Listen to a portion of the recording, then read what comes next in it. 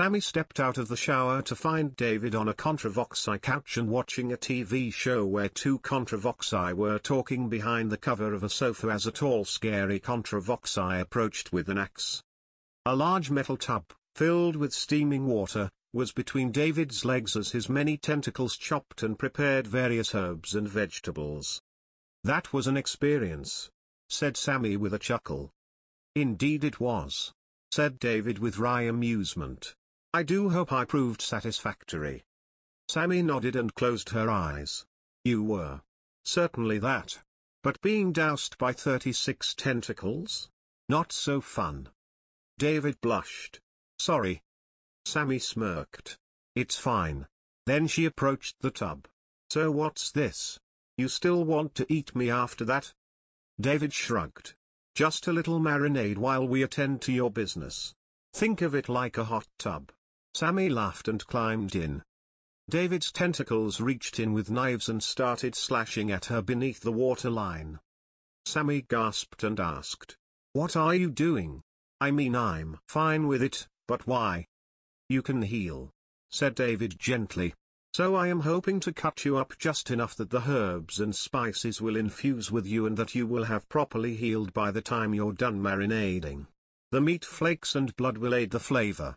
Plus I have removed most of your liver because I want you nice and boozy. Just for eating, nothing else, I swear." Sammy nodded and said with mock seriousness, "Well, just so long as you're getting me boozy so you can eat me. Heaven forbid you buy me a drink before another bout of experimentation." David chuckled then said, "So, now that you're marinating, why are you here? What do you need me for?" "There's a man," said Sammy carefully. David nodded. "What kind? Contravoxai or gory?" "Human," said Sammy bluntly. "Like me. His whole world has been razed to the ground by your people. He would be dead if not for me." "So you want me to get him to safety?" asked David curiously. "He's safe now," said Sammy carefully. "More or less.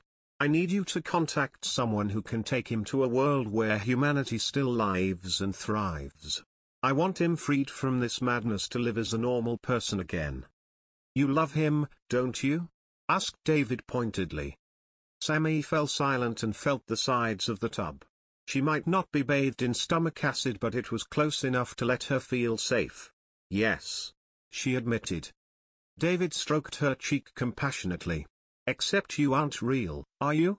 You're a copy. Sammy loves this man, Sammy wants him safe and would do anything for him, but you aren't her." "Not really?" Sammy swallowed. "She deserves him, not me. I'm just an asset to be thrown away and disposed of." "Well, I love you," said David sweetly. "Now what do you need?" "A phone," said Sammy. "You came all this way for a phone?" asked David with a chuckle. "It needs to not be traceable," said Sammy pointedly. David nodded, then he got up to fetch a phone. Sammy stared at her reflection and said, "Look after him, won't you? I know I was just a means to an end, but I love him just as much as you." David returned with a phone and handed it to Sammy. Sammy dialed and a male voice answered. "Hello, Frederick Hamish Pearson speaking. Segat piloting, person taming and monster killing at an hourly rate, how may I help you?" Sammy said. "Frederick, it's me, Sammy. I don't know if you remember Anthony's wedding." "Oh yeah," said the voice at the other end enthusiastically. "You are the cute little thing that volunteered to not only be my toy but also my pet. I had a lot of fun with you. Last I heard, Anthony had decided to turn you into a statue in his Hall of Heroes after that Spranghurst job. What's changed?" "Well, you recall how I had a copy of myself join the other Anthony at the Contravoxai banquet?" asked Sammy carefully. "Oh, bless you," said Frederick sweetly. "Staying with your master, even if it means climbing into the frying pan. How's that working out for you? I might pop round for dinner, see how you are." "Thanks, that'd be nice," said Sammy, taken aback. "But I actually need to ask a favor. I need someone taken to Choice World in the care of Anthony." "And how are you going to pay me?" asked Frederick pointedly. "Pay you?" asked Sammy, confused. Don't get me wrong, you're a lovely girl, Sammy, said Frederick gently. It's just that I already own you. So I don't. Well, you've got nothing to offer me, have you? Sammy stammered. I need help. Just help me, please. Sammy, I'm a mercenary and you want me to smuggle someone out of a Contravoxai mothership, without payment. You must be having a laugh, said Frederick bluntly. David took the phone from Sammy and said, You are distressing my marinade, explain yourself. Frederick laughed. Calling for help as she's being marinated? God, I love that girl. Anyway, my fine gentleman, the point of the matter is that you lot are scary and I don't work for free. David nodded. I see. Sammy mouthed. What's he saying? David handed Sammy a glass of brown liquid. Sammy reached out to grab the glass and David casually snapped off her little finger and dropped it into the marinade. David said, What if I could make sure you were safe on the Contravoxai ship? Frederick mused. How? Well, a little birdie tells me there's going to be a revolution and one way or another I am going to be in a position to influence the society that emerges. You help out my Sammy and I will see that you can hunt any Contravoxai, Fligeri or human on this ship that you can convince to willingly go with you and I will personally serve Sammy up to you by way of thanks, said David carefully. Frederick thought for a long moment then said, That is a very big promise so I am not going to dick you about. I'll do this one regardless, but if ever you need me, so long as your end stands, I'm your man. Oh, and break Sammy's legs for me, cheeky of her to ask me to do something for nothing. Deal, said David. Then he hung up the phone and tossed it onto the couch as he reached his tentacles under the water. Sammy gasped. What was that for? Your man is getting a lift to Choice World, said David cheerfully. Then he topped up Sammy's glass and said, Now drink my love and be oh so merry. Sammy grinned and knocked back the drink. Then she grimaced. Quite the kick. David nodded. Because I want you to have quite the kick. Then he leaned back and watched his TV show as Sammy marinaded and got obscenely drunk. I was at the bar and drank a pint of blood as Roxy and Fiora cooed over my hatchling. Lisa had been forbidden from going of the spit in case word arrived about leaving, so she compromised with Eliza and was being carefully carved up to provide the most meat without affecting her ability to walk, run or think. Amy had already let us know that she was staying and so she was on the spit instead. Charlotte was taking advantage of Amy's turn on the spit but was keeping an ear to the ground, in case it came time to say goodbye. Eliza was busy serving punters but I saw her watching me carefully when she could. I suppose she worried for me. I knew she would be happy though, happy to have Helga to herself again. David arrived and turned his legs to face in Fiora and Roxy's direction. Well, if this isn't a delightful sight, a sweet little lesbian couple. I was feeling rather hungry. I reached behind the bar, pulled out the plasma rifle and stood between David and my friends. Oi. Fucko. These are not for eating. Fiora added. And we're pansexual, not lesbian. That too, I said with a nod. I tried to stare down the creature. Not easy when it has more eyes than you can easily count or calculate. Then again, I always was bad at maths. The creature chuckled. You're Sammy's boy, aren't you? What? I said. The creature elaborated. The one Sammy rescued and created a copy of herself to see escape. You are the man who is going to bring about revolution? I shook my head. I just want to live my life in peace. Stephen Banks, the man who lived, said the creature. Yes, I see now why she chose you.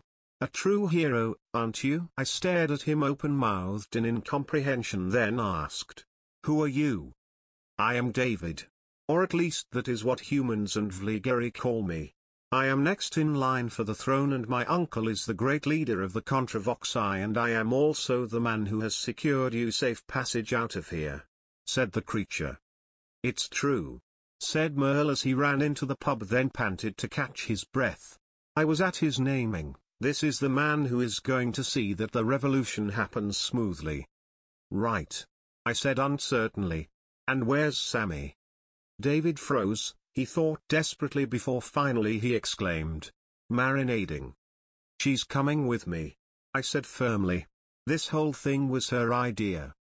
David nodded carefully, his tentacles waved carefully in the air to show his nervous supplication. It was but she's mine now. I said and steadied the plasma rifle. And just why is that? David looked around frantically, as if for some kind of advantage. Because she's a submissive woman. She likes the pain, likes the feeling of helplessness and being dominated by someone she trusts. She's a fucking food animal. You think she's going to settle down with you and have 2.4 children? You think she's going to cook the turkey on Christmas Day? She is the turkey and I love her for that. I lowered the rifle. You love her? David nodded. I know it's wrong. She's a vliguroid. I'm supposed to find her disgusting, it's supposed to be like bestiality to be with her. I eat her for leader's sake and I love the taste of her flesh, but I also love her heart and soul. She is the sweetest, kindest, most adorable and delicious thing in existence. I can't part with her. I just can't. I stared at him. Merle patted a compassionate tentacle against my shoulder and muttered something about star-crossed lovers. I swallowed and nodded. Look, I'm not a vligari and I'm not a Contravoxai. To me you are all fucking weird, but you are right, she does love it and that is a part of her I can't share in, but you can. Look after her for me and remember that no matter how much she may enjoy what you do together, she is a person and deserves to be treated as an equal. Carla announced suddenly. Take me with you. Helga had Carla on the end of a tight leash in a gimp suit as she stopped by to check on the bar, but Carla had spat out the ball gag to make the announcement. Helga was stunned into silence. Carla said, Sammy is my best friend, if you are going to eat her for all eternity, you're taking me as well. David looked to Helga. Helga reluctantly nodded. In a few moments David had stripped Carla of the suit. Lisa ran to join her. Carla shook her head and kissed Lisa. Lisa looked imploringly into Carla's eyes. Where you go, I go. Carla looked into her eyes and said, I'm sorry but you'll get over me, you need attention. Stay with Steve, I'm sure Anthony's got a copy of me somewhere. I stared at Carla. Are you sure? You shouldn't have to separate. Carla looked to me and said, I love her very much but she's just a toy. There are so many of her out there, she doesn't need me. You can give her what she needs, I'm sure. Lisa looked to me, tears streamed down her face and I hugged her. It'll be all right, I said, not that I really believed it myself. I saw Eliza take Helga's hand tentatively and watched the older woman shift her attention to her employee. Eliza winked at me.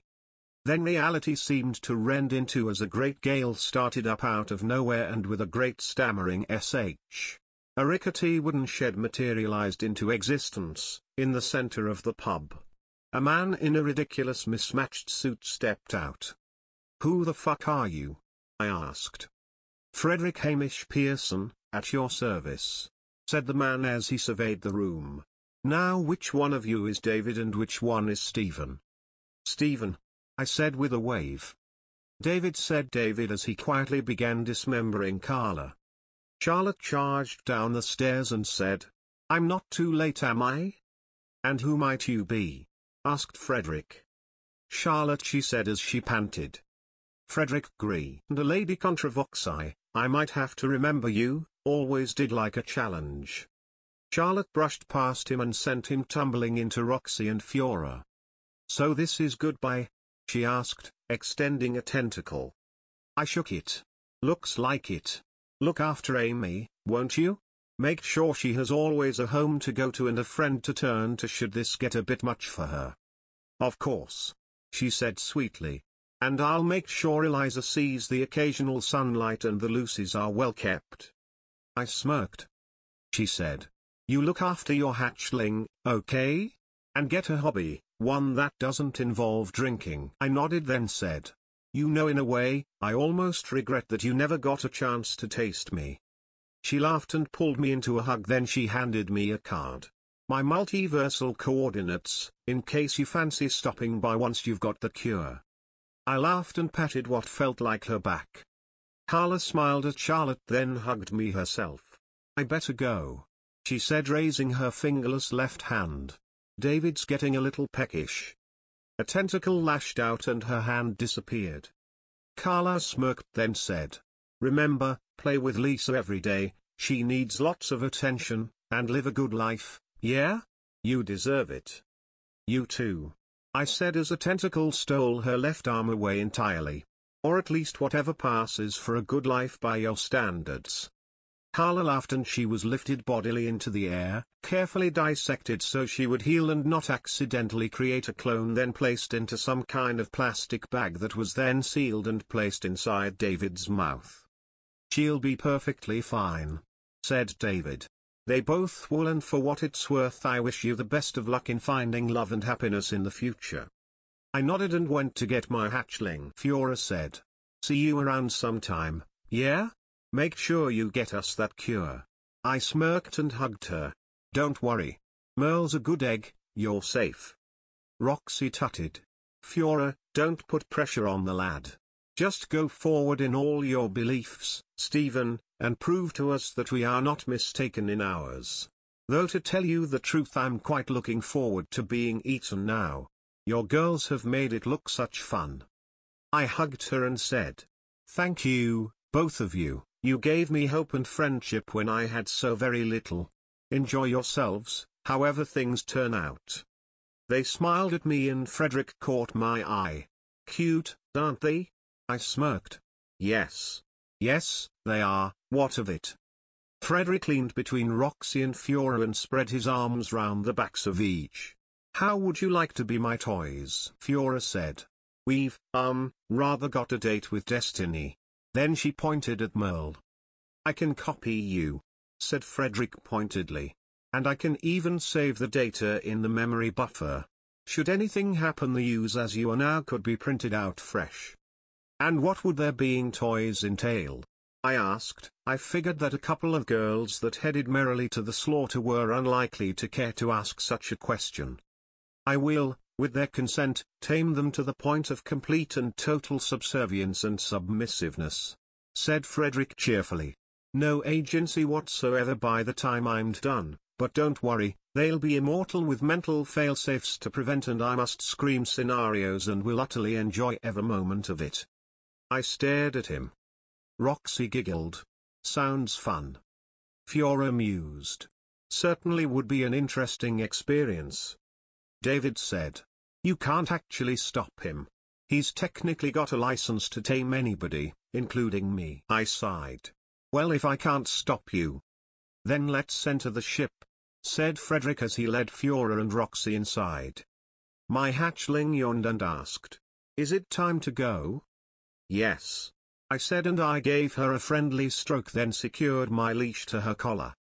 Lisa took my hand and said, lead on, Macduff. I stared at her. You know Shakespeare? She smirked. I was a university student before I was damed. Eliza said. Hey. I turned to look at her and she was handing me a fresh bottle of pass-through brandy. Takes a lot to get a were-shark drunk, especially if you don't remove the liver. Take this. I smiled. Lisa took the brandy for me, as I currently had my hands full. Thank you, I said. No, thank you, said Eliza earnestly. And sorry about the whole leading you to your death thing earlier. Orders are orders. Don't mention it, I said with a shudder. Helga gave me a curious look, then said. You have challenged my authority, made my colleagues unreasonably chippy and been mean to my customers, so I really do hope that you will go away for good, but, for what it's worth, I have had the most fantastic time since you've been here and business has boomed. Now go away and never ever return. I smirked and said. Look after Eliza. I think she's missed you. Then I turned and walked into the shed with my hatchling and Lisa. The shed was much bigger on the inside, with a mushroom-shaped center console and a general Art Deco appearance. A coffin-sized trunk lay in one part of the room and a large cage containing several scantily clad women filled a large portion of the room. "Remember that trunk," said Frederick to Fiora and Roxy. "That's where I'll throw you when I get bored of you." They nodded appreciatively. "Ah," said Frederick as he turned to look at me. "I would recognize that look of disdain anywhere. Come on, I don't want you getting lost in here." The five of us followed Frederick through many long corridors until at last we got to an area that looked much darker and more industrial. There were 2 sealed-off chambers with glass walls and doors. Now, it works like Star Trek: person goes in booth 1, is scanned and then materializes in booth 2. The difference is that the original does not get destroyed, so Fiora, Roxy, into booth 1 please and close your eyes, said Frederick. Fiora and Roxy entered booth 1 and closed their eyes. Frederick moved to a console situated between the doors to the 2 booths and started the sequence. There was a sound like a klaxon and lights strobed as the doors to both booths were locked and the scanning commenced. After a minute Frederick's hands danced across the console and a second Fiora and Roxy materialized from thin air in booth 2. The klaxon noise died down and the strobing stopped, then the doors were unlocked. Frederick moved to open the door to booth 2 and he touched Fiora and Roxy. They opened their eyes and turned to him. "Which ones are we?" asked Fiora. "Food or toys?" asked Roxy. Frederick grinned ecstatically. "Oh, you are mine, my pretty little toys." Roxy blushed. "This is going to be fun." Fiora asked. "So what happens now?" "You stay here and wait for me to do what I will with you. Your real selves have to be escorted out along with that boy and his girls," said Frederick cheerfully. "Tame you later." Fiora smirked. Roxy looked to Fiora and said, "I think I know how we can pass the time." Fiora grinned. Frederick opened booth 1 and then led the original Fiora and Roxy with me, my hatchling and Lisa back to the control room.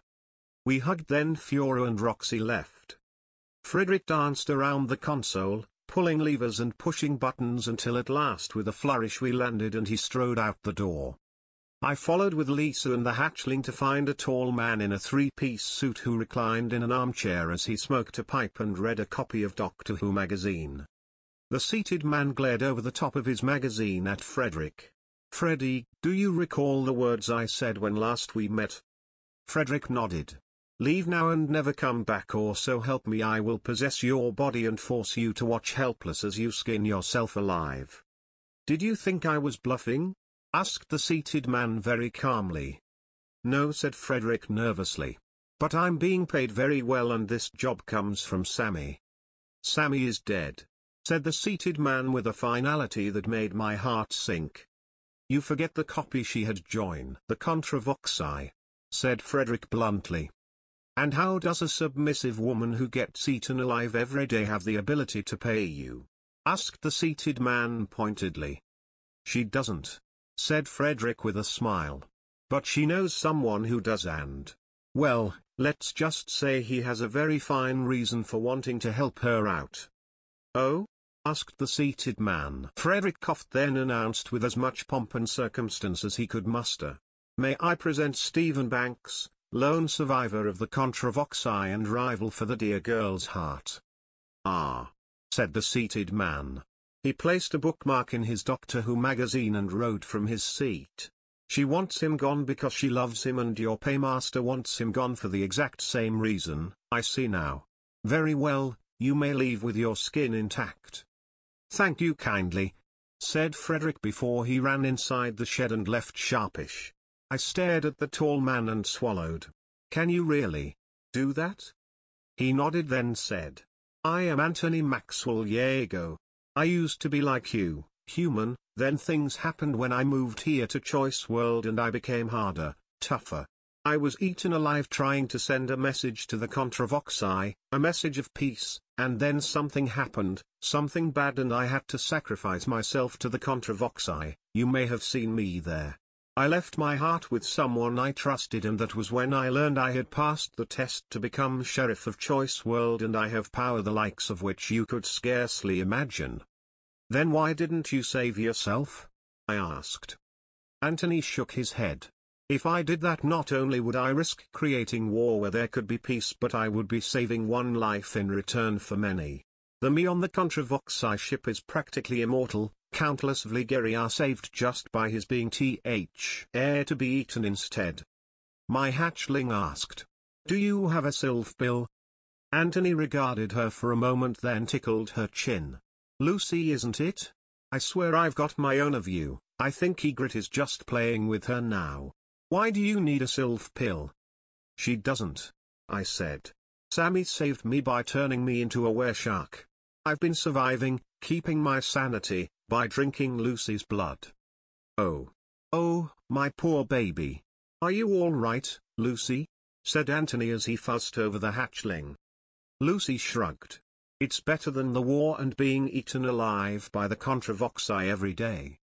Lisa sniffed. Some of us like that, okay? Anthony gazed off into the distance, then said. You chose to stay with me, didn't you? You sacrificed yourself so I might have company? Oh, I am sorry. I said. Actually, she's a hatchling. Obviously none of the girls could leave, so they just gave me their hearts as clones to help me, but the people who looked after me rather took a shine to the, original clone and consider it helpful to have an egg layer, I suppose. I raised this hatchling myself. Or, cooed Anthony as he stroked Lucy's hair as one might the coat of a Labrador. You're properly imprinted on him now, aren't you? Lucy grinned. Right, well, I can certainly find you a sylph bill, but who are you going to imprint on? Asked Anthony. I stared at him. Well, we can make lab-grown sylph blood, so you've got time, said Anthony with a shrug. Meanwhile, who is this little thing? Lisa laughed. You can't recognize me because of the carvings, can you? And I suppose we didn't really meet much. Anthony smiled weakly. Well, I was trying not to mention that. It's Lisa, said Lisa with a laugh. Remember your wedding? Oh, of course, said Anthony with a sudden grin. I was worried, but you. Did you say you like it? Lisa grinned. Very much so. I know this seems like a long shot, but is there any way I might be eaten here? Anthony thought for a second, then said. It's possible. I'll have a word with Egret, see if she can't whip something up for you? Lisa beamed. I said a bit of context, please. Oh, yes. Of course you weren't there, were you? Said Anthony cheerfully. When I got married it was sort of a big thing. The Contravoxai visited as guests, and so did the elder god Bamkersh. She technically owns all Lisas in existence. Literally patented her genome, look, mind and soul. This is largely so the Bamkersh can sell her toys, but the upshot of which is that any universe with a naturally born Lisa in it that joins the United Civilizations of the multiverse, that's a peacekeeping thing like the EU, is then subject to its laws and patents, and thus trillions of real naturally occurring Lisas are quietly apprehended. I believe the majority are now allowed to continue their lives, but every now and again the Bamkersh decides to enforce her rights, and on my wedding day not only did she give me a couple to use as I wished, but she also gave one to the Contravoxai. Right. I said with a frown.